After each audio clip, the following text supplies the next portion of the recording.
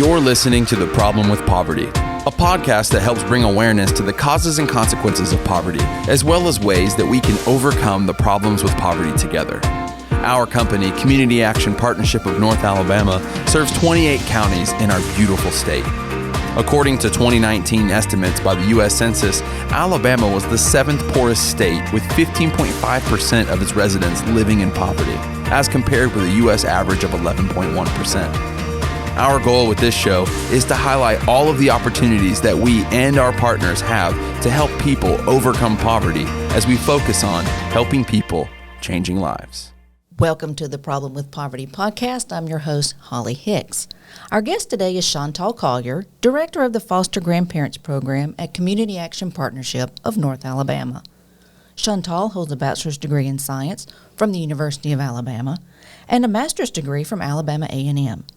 Chantal's background working in local school systems has given her extensive knowledge in the importance of placing senior adult volunteers in classrooms to bridge developmental and learning gaps for children with special needs. Foster grandparent volunteers must be income eligible to receive a tax-free stipend for their service. Chantal works with local partners to help volunteers with limited incomes with services such as transportation and technology. Welcome, Chantal. Thank you for having me. Let's get right into this with the role of the Foster Grandparent Program in addressing poverty. In 1973, the Foster Grandparents Program was formed from the Domestic Volunteer Service Act to provide opportunities for persons 60 and older to work part-time in a variety of community service activities. Poverty has increased among Americans 65 and older from 8.9% in 2020 to 10.3%, according to the latest U.S. Census Bureau data. To make matters worse, older adults are the only age segment that experienced an increase. The increase means 1 million more senior adults rely on resources to help them make ends meet. One resource includes the Foster Grandparent Program. What exactly is the Foster Grandparent Program? I like to call the Foster Grandparent Program a dual-purpose program, meaning it serves not only the volunteer, the older adult, but the children as well. Our volunteers go into the classrooms and they mentor or tutor children in reading and math, and then the children get to provide companionship and emotional support to the volunteers as well. Do the volunteers have to have an education background to serve in the classroom? They don't. Most of our volunteers are low income, like you said, and they just like to volunteer their time just to stay active. The Domestic Volunteer Act said in 1988 that the Foster Grandparent Program is, quote, an enormously popular and cost-effective means of providing worthwhile community services. Would you agree? Describe the worthwhile services and how they are cost-effective. Yes, I would totally agree that the Foster Grandparent Program is cost-effective. The return on investment for this program is particularly high because it's saving money for health care, assisted living, and not only is the school gaining by having those extra set of hands and eyes in the classroom, they're getting that for free without having to pay an additional employee for pay and benefits. And we mentioned at the beginning that these are volunteers that receive a tax-free stipend. If they're being paid, how are they volunteers? It's not necessarily paid. They're just receiving a stipend for their time. They're not employees. They do this at will. They work as much as they want to. They can stop whenever they get ready. They can reduce their hours. This is all up to them. They build it around their lifestyle. How many hours do they work? Normally, my volunteers are working from 20 to 40 hours a week. So they enjoy getting in that classroom at least about 8 hours a day to get that child some one-on-one attention. Do they serve only one child? Do they serve more than one child? The teacher usually pairs them with about 4 children who are having trouble, but they do some small groups, but they do also pull one-on-one to work on things as well. Social Security and Medicare are the primary sources of retirement security for many, but they are not sufficient enough to lift older adults like the foster grandparents out of poverty. How does the Foster Grandparent Program help close the gap for older Americans? I believe we bridge that gap because, like we said, they're receiving a tax-free stipend. And right now it's $3.15, but in July it's going to go up to $4, which when I started it was at $2.65. With that extra money, they get to buy groceries, pay a bill that they might need to cover. They can go out to dinner and a movie. And a lot of my volunteers during the holidays, they like to buy gifts for their students. So they're giving back to the children in their classroom. If they're older adults and they're serving in the classroom, do they transport themselves to the classrooms? Do they have local transportation? How does that work? We provide our volunteers with both. So if we don't have someone who drives, we do partner with a community transportation.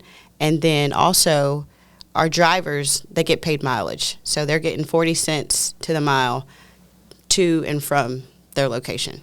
So it's not a burden for them to transport themselves. That helps with their gap in income as well. Yes. Excellent. And that leads us to the discussion of the pay gap. Rates of inflation and the cost of living adjustments for Social Security and Medicare create an additional financial burden on aging Americans. What are the financial outcomes for foster grandparent volunteers?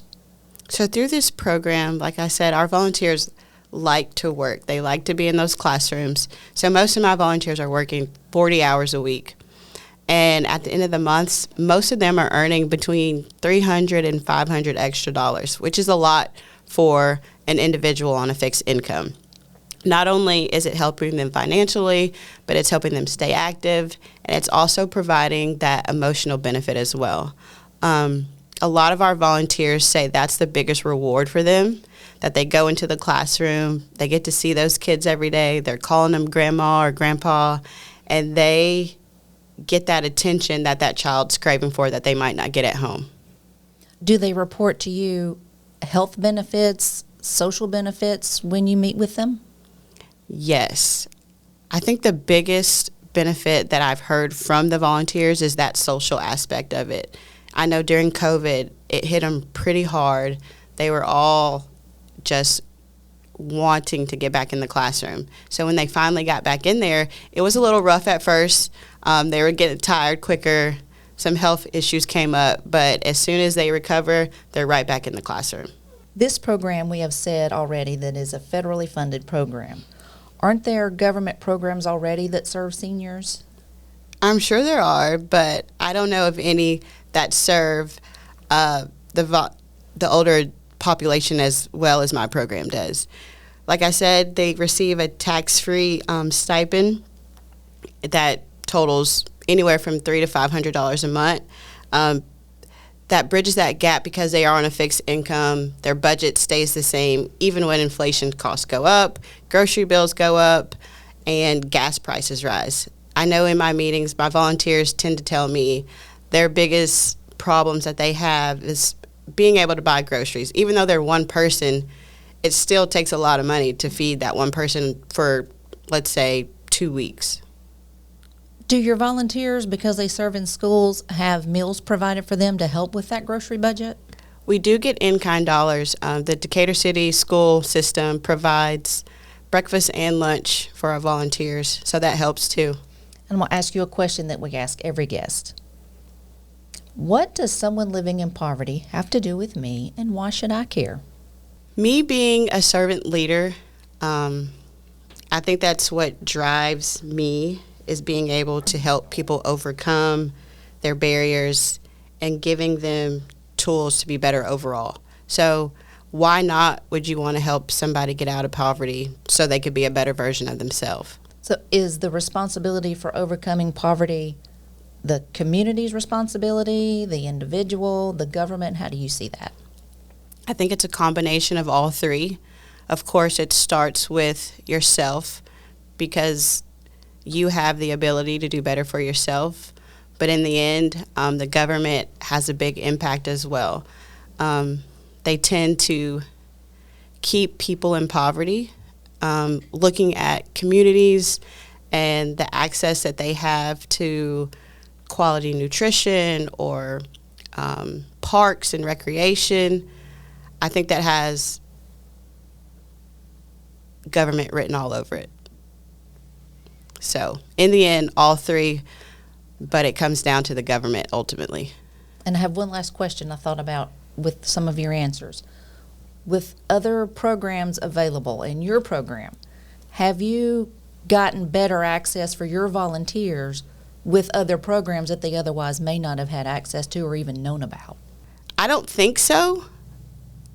I know those who live in the towers, the older assisted livings, they do have people come in and tell them about things, but majority of my volunteers are calling me, asking me about when does the farm market vouchers come out, or is there a church that's giving away free groceries?